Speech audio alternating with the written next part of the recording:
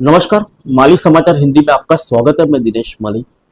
कांग्रेस अध्यक्ष खड़गे ने प्रधानमंत्री मोदी को दी चुनौती। बोले देश की अर्थव्यवस्था में उथल पुथल मची है। आइए जानते हैं विस्तार से। कांग्रेस अध्यक्ष मल्लिकार्जुन खड़गे ने सोमवार को आरोप लगाया कि भारतीय जनता पार्टी की जन विरोधी नीतियां भारत की अर्थव्यवस्था को तबाह कर रही है। खड़गे ने प्रधानमंत्री मोदी को चुनौती देते हुए कहा कि वह विपक्ष के खिलाफ झूठ बोलने के बजाय भविष्य की अपनी चुनावी रैलियों में देश के असल मुद्दे पर बोले। खड़गे ने कहा कि फर्जी बयानबाजी जन कल्याण के असल मुद्दों की जगह नहीं ले सकती।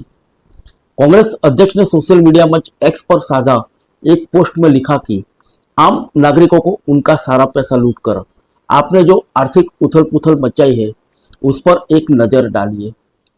यहाँ तक कि त्योहारों का उल्लास भी भारत की अर्थव्यवस्था को उत्साहित नहीं कर सका। अर्थव्यवस्था कम खपत, उच्च मुद्रास्फीति, बढ़ती असमानता, निवेश में कमी और वेतन में ठहराव की कमी से जूझ रही है। खड़गे ने आरोप लगाया कि उद्योग जगत के दिग्गज भी कह रहे हैं कि देश का मध्यम वर्ग सिमट रहा है क्योंकि मोदी सरकार ने कमर तोड़ महंगाई और लोगों की बचत खत्म करके गरीबी और मध्यम वर्ग से जुड़ा झटका दे रही है। खड़गे ने आंकड़ों के आधार पर सरकार को घेरा। खड़गे ने लिखा कि 5 निर्विवाद तथ्य है। खाद्य महंगाई 9.2% पहुंच गई है। सब्जियों की मुद्रास्फीति यानी महंगाई अगस्त में 10.7% थी, जो अब बढ़कर सितंबर 2024 में 14% के उच्चतम स्तर पर 36% पर पहुंच गई है। यह एक तथ्य है कि एफएमसीजी क्षेत्र में मांग की भारी गिरावट देखी गई। बिक्री में वृद्धि एक साल में 10.1% से घटकर 2.8% रह गई है। यह आपके वित्त मंत्रालय की मासिक रिपोर्ट में कहा गया है।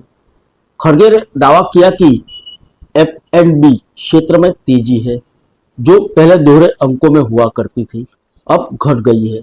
एफएमसीजी कंपनियों के मार्जिन में कमी आई है और अगर कंपनियों के लिए कच्चे माल की लागत ज्यादा हो जाती है तो इससे कीमतों में वृद्धि होगी। कांग्रेस प्रमुख ने दावा किया कि घरेलू बचत 50 साल के निचले स्तर पर आ गई है। सितंबर में यात्री वाहन की बिक्री में 19% की गिरावट आई और अक्टूबर में अधिकांश बिक्री स्थिर रही। खड़गे ने दावा किया कि वित्त मंत्रालय ने कहा कि ऑटोमोबाइल बिक्री में 2.3% की गिरावट आई। दोपहिया वाहनों की बिक्री में अभी 2018 के आंकड़ों को पार नहीं कर पाई।